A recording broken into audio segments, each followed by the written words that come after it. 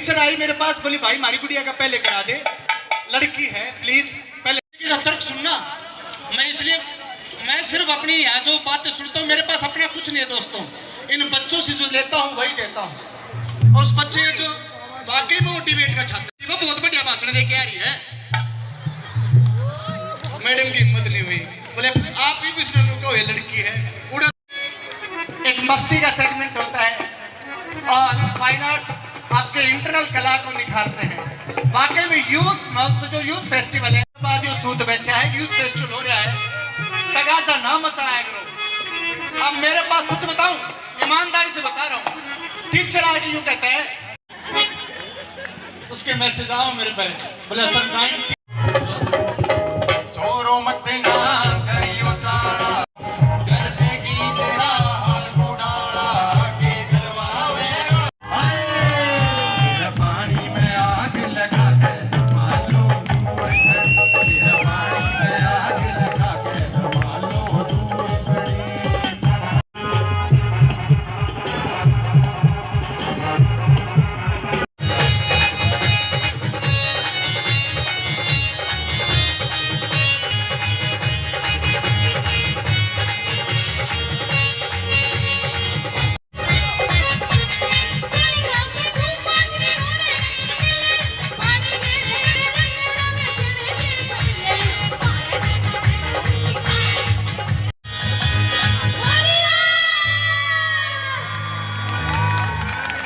समापन समारोह के मुख्य अतिथि आदरणीय श्री कंवरपाल सिंह गुर्जर जी, शिक्षा मंत्री हरियाणा।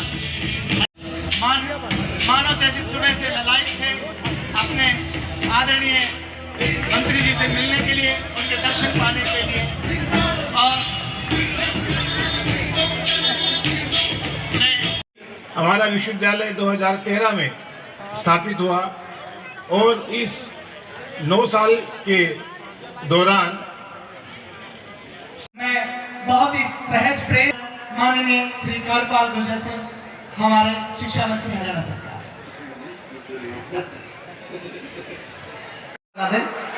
आप इसके साथ सहमत होंगे, जब हम बच्चे हैं, बच्चे को पूरा आहार चाहिए और आहार जो है वो तभी हमारा विकास तभी होगा जब पूरा विटामिन मिलेगा जी।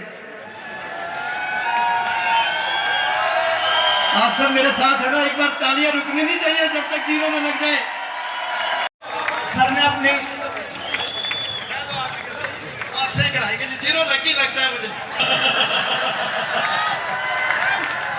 चलो 11 लाख रुपए की घोषणा। Thank you sir. करते जैसे वयस्क हो जाएगा 18 साल का, हम अपने पैरों पर खड़ा होकर दिखाएंगे। और जिनकी बड़ी शख्सियत भी शिरकत कर रहे हैं, मैं चाहता हूं कि आदरणीय अजीत जी और महिपाल जी मेरी आवाज सुन रहे, तो प्लीज आपसे रिक्वेस्ट है सर, प्लीज मंच पर आए।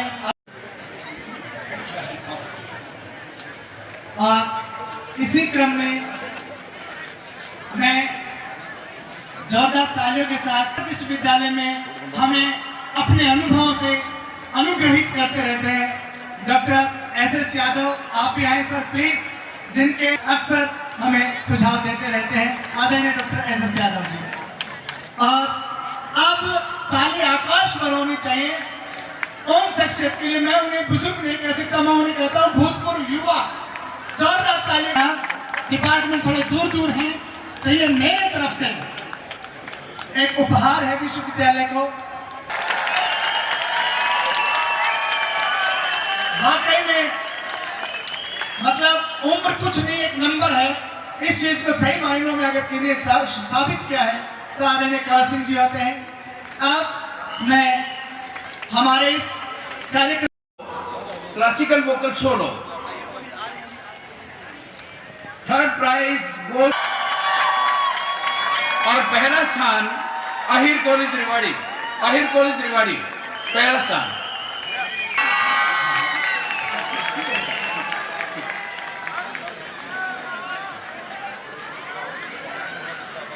क्लासिकल इंस्ट्रूमेंटल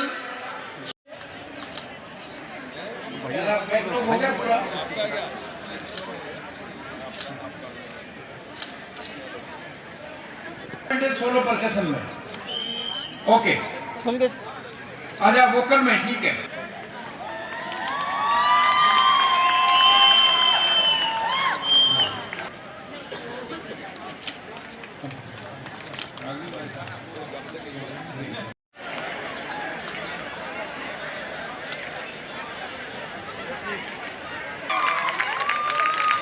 इसके बाद पोएटिक रेसिटेशन उर्दू,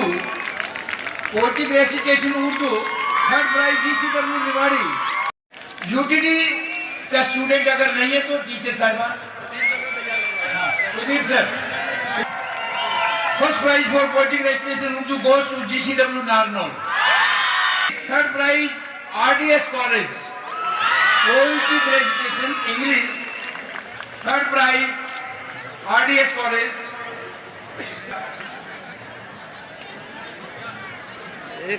तीसरा स्थान RPS, पहला स्थान क्षमा करें, पहला स्थान पोएटिक रेसिटेशन इंग्लिश। मैं थोड़ा हाँ आइए सर, प्लीज आप आइए। अगर हम इतनी declamation in Sanskrit, third prize goes to RPS degree college. आप यहीं रहें। डिक्लेमेशन इन संस्कृत के लिए तीसरा स्थान आपका है।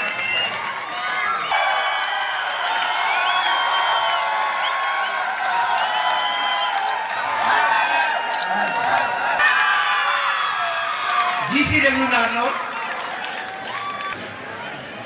सर कार्टूनिंग हमारा प्राइज है।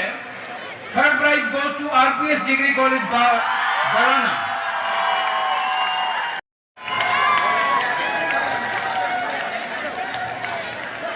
KLP college, Krishnalal public college Rewari, cartooning के लिए।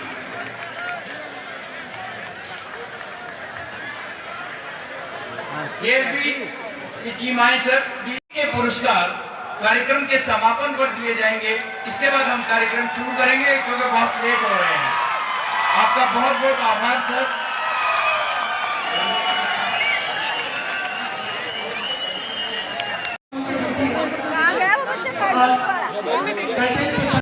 मैं चाहता हूं कि हमारा सम्मानित मंच मेरा स्थान विराजमान हो जाए। हमारे विश्वविद्यालय जो विभिन्न कॉलेजों ने बढ़ चढ़कर भाग लिया है, हम उन सब का स्वागत करते हैं, अभिनंदन करते हैं कि उन्होंने इतनी संख्या में पार्टिसिपेशन किया है और लगातार 3 दिन से रात के 11 बजे तक उन्होंने यहाँ टाइम लगाया और विभिन्न प्रतियोगिता में भाग लिया। यूथ फेस्टिवल पढ़ाई के साथ साथ ये बहुत जरूरी है क्योंकि इसमें को-करिकुलर एक्टिविटी जब स्टूडेंट्स का दिमाग थक जाता है तो ये इंटरटेनमेंट भी जरूरी है और इससे ओवरऑल डेवलपमेंट की पर्सनैलिटी डेवलपमेंट होती है कि छात्र उनमें भाईचारे की भावना, अपनी संस्कृति से रूबरू होने का और जो डिफरेंट अलग अलग कार्यक्रम किए जाते हैं उसमें शिक्षा का संदेश भी होता है जो समाज के लिए बहुत जरूरी है। तो जिन प्रतिभागियों ने इन प्रतियोगिता में भाग लिया वो सभी काबिल तारीफ हैं। हर एक ने बढ़ चढ़कर इसमें भाग लिया, हर एक ने अपना अच्छा देने की कोशिश की है। हमारी यूनिवर्सिटी 9 साल पुरानी है, 2013 में बनी है और हम शुक्रगुजार हैं शिक्षा मंत्री जी का कि उन्होंने आश्वासन दिया है कि यूनिवर्सिटी के इंफ्रास्ट्रक्चर के लिए और जो पद आवश्यक है अलग अलग हम और कोर्स भी स्टार्ट करेंगे। उसके लिए उन्होंने हमें आश्वासन दिया और वो करेंगे भी कि जितनी भी ग्रांट की आवश्यकता होगी वो हम देंगे। हम उनका बहुत बहुत धन्यवाद करते हैं। सर, इस यूनिवर्सिटी में अभी 22 कोर्सेज हैं। उन 22 कोर्सेज के लिए भी टीचिंग स्टाफ की जरूरत है। कई ऐसे भी डिपार्टमेंट हैं जिनमें टीचर की एक भी सेक्शन पोस्ट नहीं है।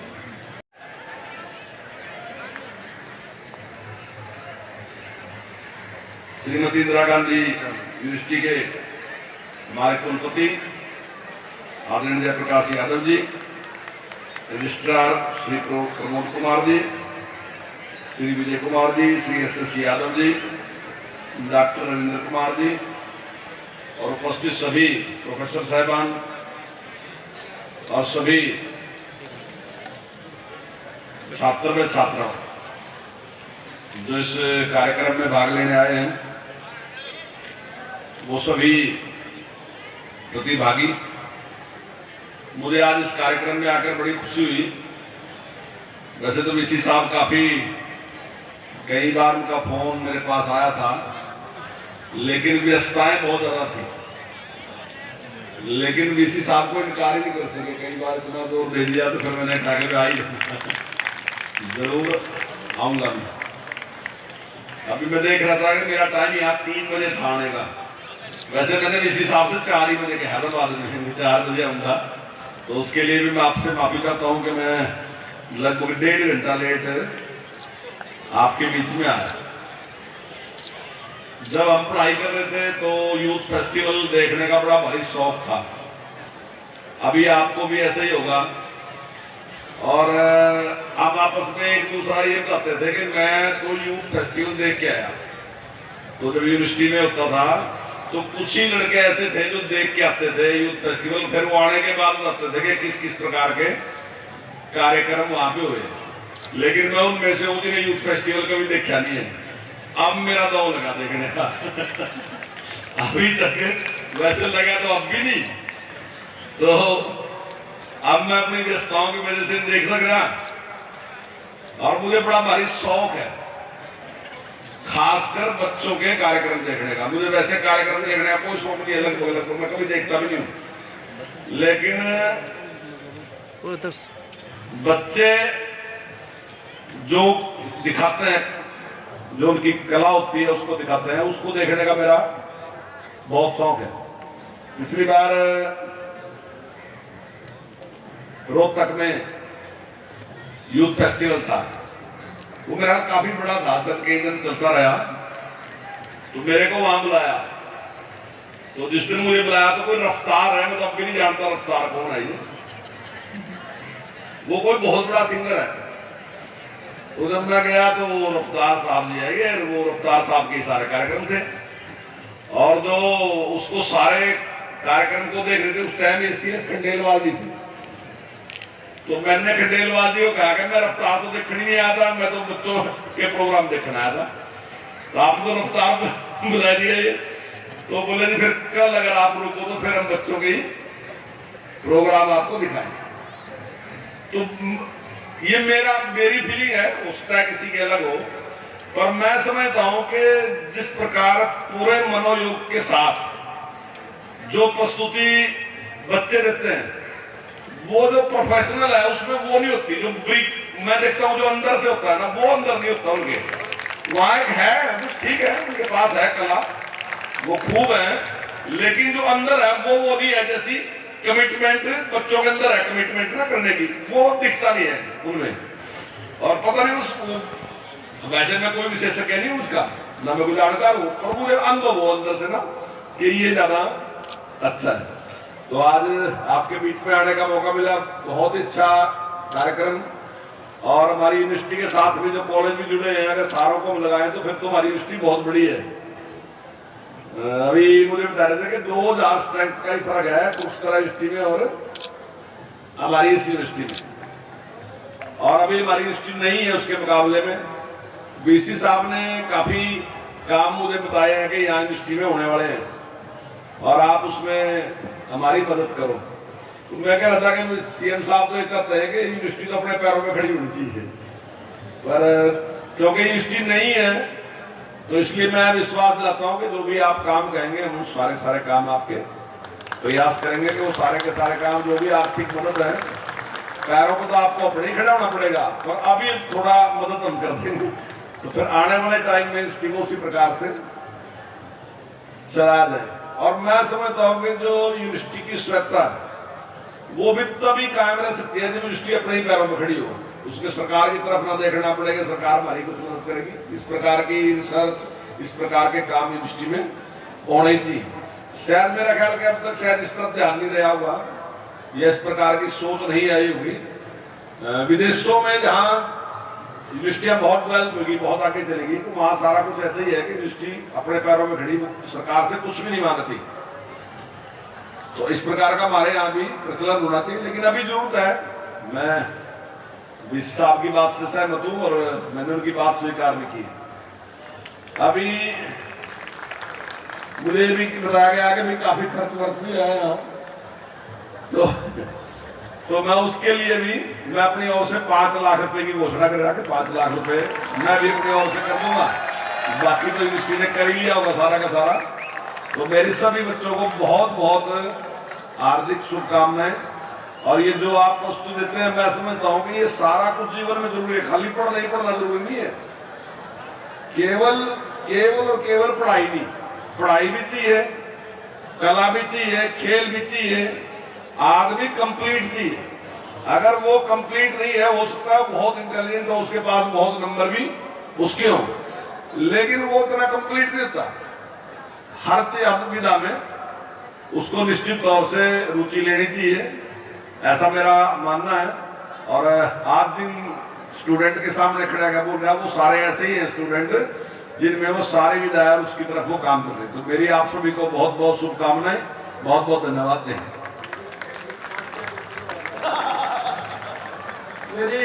आपने तो पहले आ जाना चाहिए था, पैसे कम दिए, डबल कर दो थोड़ा सा उनको। कर दिए डबल नहीं ज्यादा कर दिए, वो तो 5 कहा था 11 कर दिए। सर आईजी पहुंचे, युवा महोत्सव आपने अटेंड किया है, किस तरह का है, क्या कहेंगे युवा महोत्सव को लेकर आप? कार्यक्रम तो मेरे से पहले काफ़ी जो बच्चों ने जो प्रतिभा यहाँ पे दिखाई है अपनी हर टैलेंट में, तो वो पहले मेरे से हो चुका। अभी मैं ये देखूँगा, लेकिन जैसी भी जानकारी मिली बहुत ही अच्छा सारी प्रस्तुति उनकी रही है, बहुत अच्छा, हर क्षेत्र में अच्छा काम किया। जब हम भी पढ़ाई करते थे तो हमारी भी बड़ी भारी इच्छा होती थी उस फेस्टिवल देखने की, लेकिन उस टाइम मेरा ख्याल है इस प्रकार का अवसर मिलता नहीं, धान जाने का यूनिवर्सिटी में होता था तो हमने देखने का अवसर मिला नहीं है। तो आप सौभाग्य प्राप्त हुआ देखने का। तो बच्चे बहुत ही अच्छी प्रस्तुति देते हैं। मैं समझता हूँ कि व्यक्ति को हर फील्ड में उसका रुचि होनी चाहिए, उसका ज्ञान होना चाहिए। हालांकि सबको उतना तो नहीं है, लेकिन कुछ लोग प्रतिभाशाली होते हैं जिनको हर फील्ड के मास्टर होते हैं। वो पढ़ाई में मास्टर हैं, खेल में मास्टर हैं, कुछ लोग गाने में मास्टर हैं, नाटक में मास्टर हैं। पर ये ज़रूरी है क्योंकि कुछ ना कुछ और चीज़ भी साथ जुड़ी रहे, तो मैं समझता हूँ उसका बड़ा लाभ मिलता है व्यक्ति को। और बच्चों ने जो प्रस्तुति दिखाई वो बहुत अच्छी है। सर अहिरवाल राजनीतिक रूप से कहीं ना कहीं भेदभाव का शिकार रहता था पहले, लेकिन आपकी सरकार आने के बाद सर इसमें कुछ बदलाव तो आया है, लेकिन विश्वविद्यालय के साथ अभी भी ऐसे ही हालात है। आधारभूत ढांचे की बात करें, तमाम यूनिवर्सिटी जो बाद में बनी आज तक वो कहीं आगे निकल गए, लेकिन अभी भी इसका उतना विकास नहीं हो पाया जितना हो पाया। तो बतौर शिक्षा मंत्री क्या आपका योगदान रहने वाला है? अभी जैसे आपने बात कही कि पहले भेदभाव रहता था, तो माननीय प्रधानमंत्री जब बड़े आदरणीय नरेंद्र मोदी जी, तो उन्होंने कहा था सबका साथ सबका विकास। और जब श्रीमान मनोहर लाल जी मुख्यमंत्री बने तो उन्होंने भी कहा हरियाणा एक हरियाणा।